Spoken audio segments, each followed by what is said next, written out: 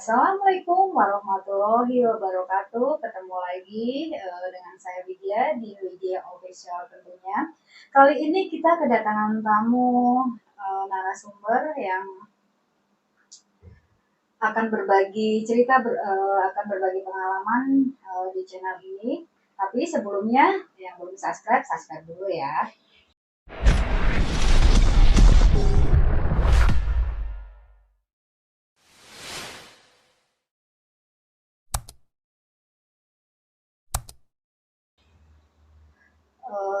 Teman kita ini Mas Iwan tuh sebelumnya mengalami kejadian yang di luar nalar, yang di luar biasa lah, yang nggak semua orang menjalaninya.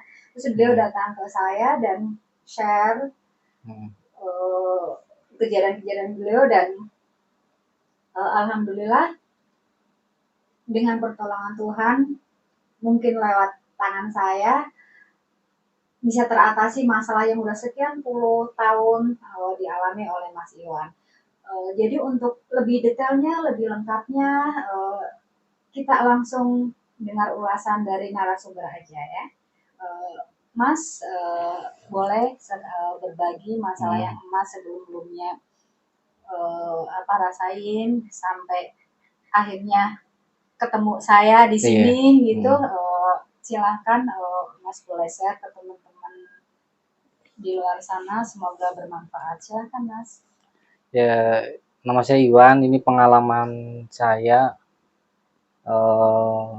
belajar tapi mendalami tanpa guru. Jadi saya ini banyak kejanggalan lah setelah saya besar, setelah umur udah menjelang remaja itu. Kalau kita bergesekan sama orang itu emosinya itu berlebihan ya, Mbak. Maaf, maksudnya bergesekan sama orang itu seperti kalau apa ya? Misalnya saya kesentuh sama orang gitu ya kan, dia emosinya itu di luar batas, Mbak. Orang itu orang yang punya kekuatan atau semua orang? Gitu? Semua orang, apalagi kalau yang orang itu mempunyai kekuatan, mana saya itu lebih berontak gitu. Nah, selama itu banyak kejanggalan lah di diri saya itu.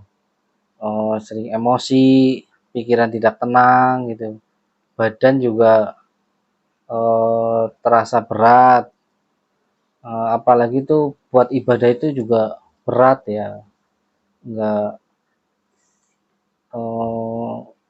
apalagi kalau kayak males gitu ya? Males dia, iya males jalaninya. Jadi saya nggak tahu itu di badan saya itu kebuka apa gimana gitu loh, Mbak. Terus selama kejadian itu kan otomatis kan Mas berarti tanda tanya nih, ini kenapa gitu kan? Apa Mas tidak datang ke yang dituakan atau yang lebih paham gitu, sharing atau gimana? Udah Mbak, udah sering ya kita datang. Waktu itu juga sering lah kita datang ke orang-orang yang dituakan gitu. Terus di situ emang dilihat badan saya juga, katanya iya ada kejanggalan-kejanggalan gitu, katanya udah dibersihin gitu, udah dibersihin, disyariatin gitu. Tapi setelah saya rasa-rasa lagi, dia itu setelah dibersihin, kalau kita bergesekan sama orang, kita menimbulkan emosi, dia datang lagi gitu loh, Mbak. Oh iya.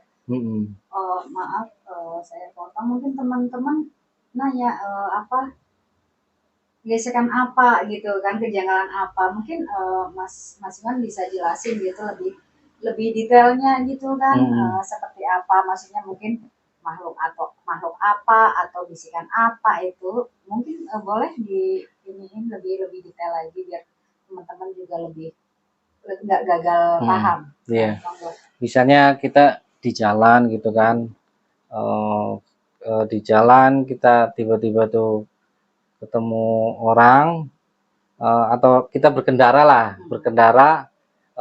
senggolan dikit, Mbak, dia senggolan dikit, emosi gitu kan. Begitu emosi, itu emosi saya itu tidak wajar, Mbak. Heeh, pasti emosinya nggak wajar dia, kayak ada yang mendorong gitu dari badan itu, kayak ada sesuatu gitu. Jadi emosinya, marah iya berlebihan gitu. marahnya berlebihan dia, marahnya berlebihan. Sempat nggak terjadi misalnya kan kayak gitu, misalnya di misalnya naik motor apa ada kesenggol sedikit terus marah itu, sempet nggak yang sampai terjadi hal yang benar-benar mencelakain orang gitu? Ya waktu itu sempet sih Mbak, sampai sampai berantem gitu loh, emosi sampai Oh, berantem, eh, sampai saya itu nggak sadar diri gitu. oh, Oh, jadi apa ya, tenaganya itu kayak ada yang bantu gitu loh Mbak. kuat, semakin Iya, kuat. semakin kuat gitu. Bahkan waktu itu saya ketemu orang, orang berkendara motor juga, sampai saya dibisikin dia, istighfar mas, istighfar, istighfar, istighfar gitu. Gitu. Tapi emosinya tetap dia, masih dia, Menggebu-gebu ia ya. menggebu-gebu terus ya. Tapi nggak sampai menyelakain orang itu. Enggak, Oh, cuman bentrok aja dia, adu mulut, cuman emosinya tinggi dia. oh. Jadi susah susah dikontrol Susah gitu ya. dikontrolnya, iya, susah kontrol. Selain itu juga berarti kan maksudnya Mas sudah ngerasain ya kan, nah ini ada sesuatu kan, Iya, maksudnya ini bukan ada. yang sebenarnya Iya, gitu ya kan. betul. Terus itu kan waktu panjang ya, dalam Iya waktu panjang. panjang itu selain kejadian-kejadian itu ada kejadian lain nggak yang lebih ya yang biar teman-teman itu lebih tahu Hmm. gagal paham dan lebih lebih lebih mengerti gitu kan itu penyebabnya apa gitu, misalnya kan yang Hmm. real gitu loh ya, maksudnya realnya kayak gini. Mungkin kalau kalau emosi gitu kan orang mungkin ya mungkin lagi ada masalah apa-apa Hmm. gitu kan ya. Nah, selain itu juga ada kejadian lain nggak? Banyak sih kejadian-kejadian, Mbak. Kalau kita ketemu orang gitu yang misalnya tuh bahwa orang itu memiliki auranya beda lah. Itu pernah kita ketemu orang gitu kan. Saya lagi duduk, dia ditanya, dia datengin saya, tanya, lagi ngapain mas? Nggak usah bengong katanya. Dia salaman menceritakan lah, ini di badan mas ini ada yang nggak beres gitu. Dia ini penjaganya itu emosinya tinggi, dia mudah amarah, mudah ini gitu kan. Saya juga semenjak dengar itu saya mencari-mencari gitu orang yang bisa buang di dalam diri saya gitu loh, banyak janggalan Mbak.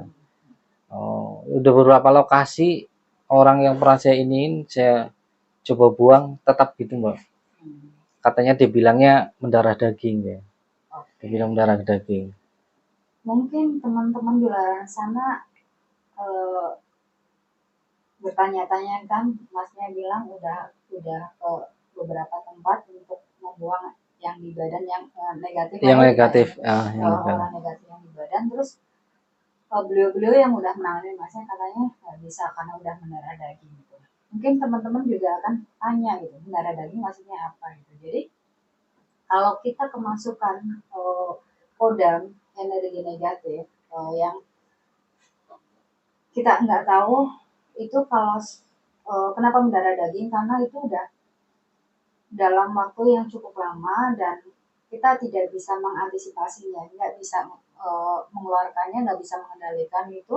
Hmm. Akhirnya makhluk itu akan, kalau santet kan otomatis menyelakain kita kan, Iya. menyelakain kita itu dia pasti udah tahu nih masuk ke orang tersebut apa yang dituju udah pasti nih, misalnya Hmm. jantung, paru-paru, Hmm. usus besar, biasanya tuh vital-vital tempat-tempat itu begitu dimasukin dalam waktu 100 hari udah dia udah bertempat. Hmm. Nah, nah ini kenapa masnya bilang mendarah daging, mendarah daging itu karena apa, makhluk itu datang bukan kiriman ataupun karena masnya sendiri itu membuka jalan dengan belajar yang seperti dijelaskan tadi, belajar tanpa guru gitu kan. Eh, Kalau orang Jawa bilang tirakatan kayak gitu, yang masuk ke, berarti kan yang datang itu yang merasa cocok di badan beliau gitu, dia akan setelah nyaman dia akan hidup dalam semua sel-sel tubuh kita mengalir dalam darah dan tubuh kita itu. Jadi seluruh badan gitu. Jadi kalau orang Jawa bilang nyewiji itu menyatu di badan kita gitu kan. Jadi emang nggak gampang dan itu harus harus ketemu yang lebih tinggi dari yang di badan Mas gitu kan.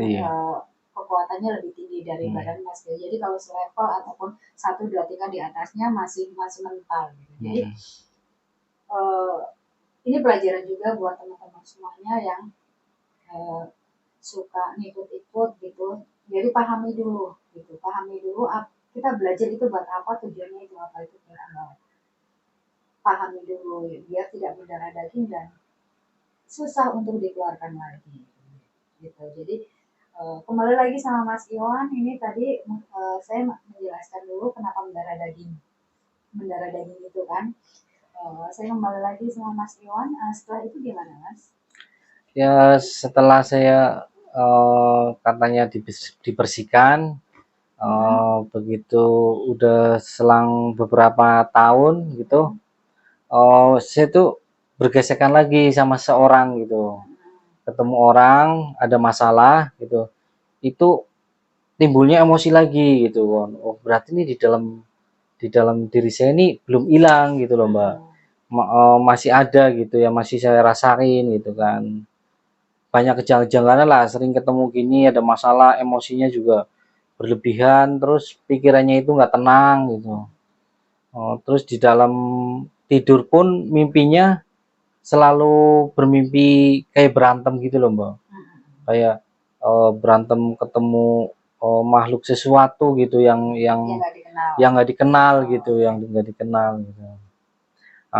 Waktu itu saya tanya-tanya juga gitu, kebetulan tanya istri saya kan di sini di Purwokerto orang pendatang gitu kan, tanya saya pengen lah bersihin badan saya pengen bersih di badan saya gitu, pengen hidup normal gitu.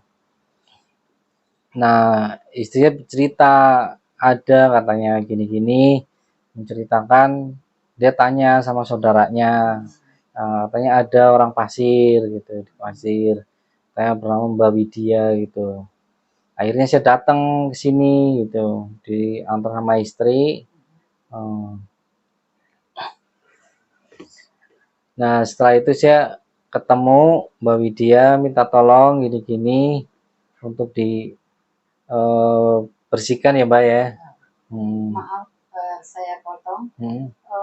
Kan dapat info nih saudara istri gitu kan tentang saya gitu. Apa semulus itu untuk datang ke tempat saya? Ada cobaan atau emang mulus-mulus aja gitu datang ke sini?